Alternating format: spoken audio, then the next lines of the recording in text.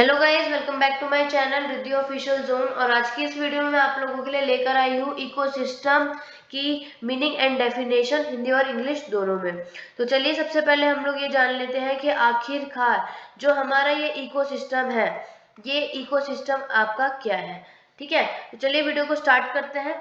सबसे पहले हम लोग देखेंगे कि इकोसिस्टम यानी कि परितंत्र होता क्या है। इकोसिस्टम यानी कि दोस्त जो सबसे पहले ये जानना बहुत इंपॉर्टेंट है कि जो ये इकोसिस्टम है, ये इकोसिस्टम आप लोगों का सबसे पहले कौन इंसान था जिसने ये वर्ड यूज किया था। आप लोगों के एग्जाम में अगर एमसीक्यू टाइप पूछा जाता है तो सबसे पहला इंपॉर्टेंट क्वेश्चन आप लोगों का यही होता है कि जो इकोसिस्टम है, पारिस्थितिक तंत्र बोलते हैं हिंदी में, उनका शब्द का सबसे पहले प्रयोग आप लोगों के किया था एजी तांसले ने। राइट, एजी तांसले ने सबसे पहले आपका इकोसिस्टम का यूज किया था 1935 में। ठीक है, चलिए अब दूसरा हम लोग ये जान लेते हैं कि आखिरकार मीनिंग क्या है इकोसिस्टम का। अगर आसान तरीके में मैं आप लोगों को बता दूं तो इकोसिस्टम यानी कि जो पारितंत्र, जो ये शब्द है, ये उन ऑर्गेनिज्म का एक समुदाय होता है जो अपने आसपास के वातावरण पे एक दूसरे पर निर्भर करते हैं। ठीक है, तो ये आप लोग का क्या कहलाता है, इकोसिस्टम कहलाता है। इकोसिस्टम आप लोग नॉर्मल ये बात बोल सकते हैं क्योंकि ये एक तरीके से इकोसिस्टम जब हमारा एक कब शुरुआत हुआ था, पारितंत्र कहते हैं या फिर आप लोग अपने लैंग्वेज इसे पारिस्थितिक भी कहते हैं, पारिस्थितिकी तंत्र। ठीक, तो इकोसिस्टम की शुरुआत पेड़ पौधों से होती है जो हमारे वातावरण से क्या करते हैं, कार्बन डाइऑक्साइड यानी कि CO2 और पानी यानी कि H2O, तो इन दोनों को आपस में ग्रहण कर लेते हैं और ग्रहण करने के बाद ये लोग क्या करते हैं, ये इनकी एनर्जी का यूज करते हुए एनर्जी से भरे हुए जो मॉलिक्यूल का निर्माण करते हैं, जिससे उनके अंदर क्या आता है, एक कार्बोहाइड्रेट का इवेपोरेट होता है। और या फिर हम ये बोल सकते हैं कि जैसे ही ये लोग H2O और CO2 ग्रहण करते हैं, इसके बाद जो सूरज की एनर्जी ये लोग यूज करते हैं, जो उनके मॉलिक्यूल्स इवेपोरेट होता है, इनका निर्माण करते हैं, उसे हम लोग क्या कहते हैं, हम लोग इसे कहते हैं कार्बन डाइऑक्साइड। ठीक है, तो हम लोग नॉर्मल एक इकोसिस्टम यानी कि हम एक तरीका और इजी में ये भी समझ सकते हैं कि इकोसिस्टम आप लोगों का एक डायनामिक वो है, डायनामिक है।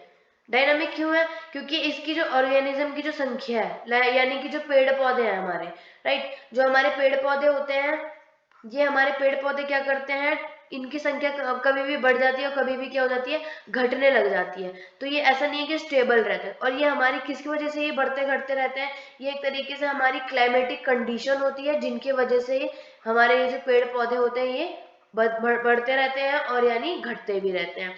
ठीक है, तो चलिए हम लोग मीनिंग देख लेते हैं एग्जैक्टली आप लोग क्या लिखेंगे एग्जाम में। The self sustaining structural and functional interaction between living and non living component is called ecosystem. तो यहाँ पे क्या बोल रहा है कि जो हमारा वातावरण का जो जैविक और अजैविक है, लिविंग और नॉन लिविंग, बायोटिक और अबायोटिक भी कहते हैं हम लोग इसे इंग्लिश में। तो अगर आपके एग्जाम में आपको कंफ्यूजन हो रही हो जैविक और अजैविक, तो हम लोग इसे क्या कहते हैं, इंग्लिश वालों के लिए बता देती हूँ कि आपके एग्जाम में है तो ये आएगा बायोटिक और अबायोटिक घटक, आप लोग इसे कंपोनेंट कहते हैं इंग्लिश में। ठीक है, तो ये जो होता है वातावरण में आपका इंक्लूड होता है, मतलब एक तरीके से आप ये भी बोल सकते हैं कि जो हमारा इकोसिस्टम है वो हमारे एनवायरनमेंट में ऐड होता है। दूसरा आप ये कि जैसे कि आप लोगों को मैं ये बता देती हूँ, सबसे आसान तरीका है कि आपको इकोसिस्टम का अर्थ जानना है, राइट। तो हम लोग ये बोल सकते हैं कि जो हमारा इकोसिस्टम है वो क्या होता है कि पेड़ और पौधे आपस में जुड़े होते हैं, ठीक है, और एक दूसरे पर निर्भर होते हैं, और निर्भर होते हैं तो जितने भी जानवर हो जाएंगे, पेड़ पौधे हो जाएंगे, आपस में इंटरेक्ट होने की वजह से जो एक दूसरे का इन्वायरमेंट में रहते हैं। ठीक, तो इनका जो इंटरेक्शन होता है वो क्या होता है, आपस में इंटर रिलेटेड होता है। तो इस सिस्टम को हम लोग इकोसिस्टम कह सकते हैं, राइट। तो इकोसिस्टम का क्या हो जाएगा, वातावरण में जैविक और अजैविक घटकों के अंतर क्रिया में विकसित तंत्र को हम लोग क्या कहते हैं, पारिस्थितिक तंत्र कहते हैं, राइट। तो ये हो जाएगा आपका इकोसिस्टम की मीनिंग। नेक्स्ट हम लोग देख लेते हैं डेफिनेशन है। डेफिनेशन ऑफ इकोसिस्टम बहुत सारे लोगों ने दी हुई है, बट उनमें से मेन इंपॉर्टेंट जो आपके एग्जाम में आप लोगों को सबसे इजी पड़ेगी, ecosystem is a community of interacting organism and their physical environment, right. और नेक्स्ट लिखा है कि इकोसिस्टम इज अ सब पार्ट ऑफ इकोलॉजी। ये तो मोस्ट इंपॉर्टेंट वाली बात है दोस्तों, कि जो हमारा इकोसिस्टम है यानी कि पारिस्थितिकी तंत्र है, वो हमारे जीवों और उनके भौतिक वातावरण की क्रिया का एक समुदाय होता है। जैसे कि मैंने आप लोगों को ऑलरेडी बता दिया है कि ये सब क्या होते हैं, एक दूसरे से इंटर रिलेट करते हैं और जो कि इकोसिस्टम कहलाती है। ये सब यानी कि सबसे पहले पेड़ पौधे होते हैं, मैंने आपको स्टार्टिंग में ही बता दिया कि इकोसिस्टम की शुरुआत ही किससे होती है, पेड़ पौधों से होती है।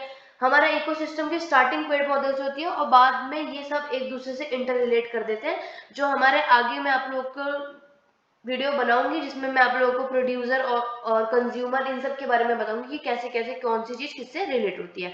पर फिलहाल आप लोग डेफिनेशन आई होप आपको समझ में आ गई होगी कि जितने भी इकोसिस्टम में यानी कि जितने भी पेड़ पौधे हो गए हैं, ये सब क्या होता है आपस में, और जो इनका जो समुदाय होता है, ग्रुप जो होता है, ये आसपास के वातावरण पे क्या होता है, एक दूसरे पे ये लोग डिपेंड होते हैं। तो ये हमारा इकोसिस्टम कहलाता है, राइट। आई होप आप लोगों को ये अच्छे से समझ आ गया होगा। मैं आप लोगों को एक कंफ्यूजन दूर कर देती हूँ। आप लोग अगर जैसे कि आप लोग स्क्रीन पे यहाँ पे एक डायग्राम देख रहे होंगे, इस डायग्राम को मैं आपको बताती हूँ कि कैसे ये रिलेट कर रहा है और आपको क्या क्या चीजें इसमें वो लगे।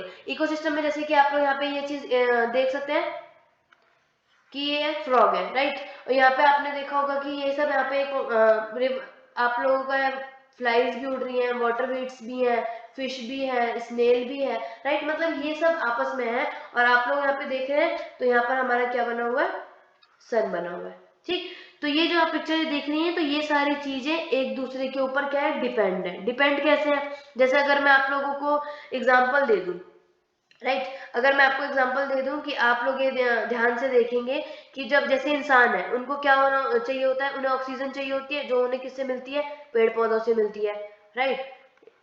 पेड़ पौधों से मिलती है। और उन वो लोग कार्बन ऑक्सीजन लेते हैं तो वो कार्बन डाइऑक्साइड को बाहर निकाल देते हैं। तो जो कार्बन डाइऑक्साइड बाहर निकलती है वो किससे, वो पेड़ पौधे ले लेते हैं। और जो पेड़ पौधे ऑक्सीजन देते हैं वो क्या करते हैं आप लोग, वो इंसान ले लेते हैं। यानी मतलब एक दूसरे पे ये लोग डिपेंड होते हैं।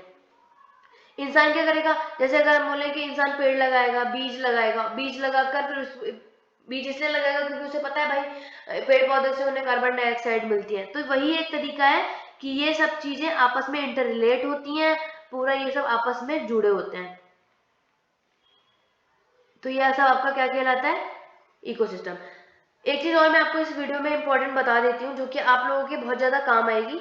इस वीडियो में सबसे बड़ी बात यह है कि एक सेकेंड, जैसे कि आपको मैं इसी तरीके से बता देती हूँ। लाइक आपने यहाँ पे ये देख लिया कि एक हमारा क्लाइमेटिक कंडीशन, जैसे मैंने एक बोला कि क्लाइमेटिक कंडीशन की वजह से आपका ये चेंज होता है, राइट। क्लाइमेटिक कंडीशन है, लाइक यहाँ पे बना हुआ है एनिमल है, स्टार्टिंग हमारे पेड़ पौधे फिर एनिमल से जुड़े होते हैं।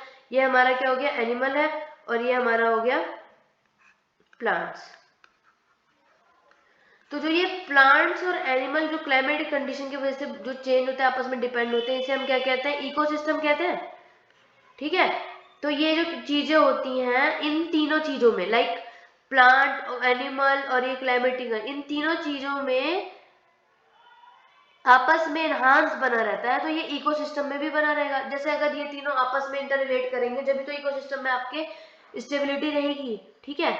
तो ये आप लोग कह सकते हैं कि इकोसिस्टम एक तरीके से एक अपना सिस्टम डेवलप करता है, ठीक, जो हमारे एनवायरनमेंट को, हमारे एनवायरनमेंट के सिस्टम को दिन पर दिन क्या करता है, सिस्टम को डेवलप करता रहता है, ठीक। तो आप लोग एग्जाम में आप ऑलरेडी ये लिख भी सकते हैं और ये बोल भी सकते हैं कि जो ये इकोसिस्टम है ये हमारा एनवायरनमेंट में ऐड हो सकता है, एनवायरनमेंट में ऐड कर सकते हैं। जैसे एग्जाम में कभी कभी क्या आ जाता है, इकोसिस्टम और एनवायरनमेंट आ जाता है, तो बच्चे सोचते हैं कि हम एनवायरनमेंट और इकोसिस्टम में क्या डिफरेंस लिखें। तो आई होप आप लोगों को समझ आ गया होगा, क्योंकि एनवायरनमेंट से रिलेटेड उनकी मीनिंग डेफिनेशन मैंने ऑलरेडी अपने चैनल पे अपलोड करी हुई है दोस्तों। अगर आप लोगों ने वो वीडियो नहीं देखी है तो उसे चेकआउट कर लीजिएगा। और अगर कोई प्रॉब्लम आई है तो मुझे कमेंट बॉक्स पे कमेंट करके बताइएगा जरूर, और अपनी क्वेरी, अपने क्वेश्चन कमेंट बॉक्स पे कमेंट करके लिख दीजिएगा। आई होप आप लोगों को आज की ये वीडियो समझ आई होगी।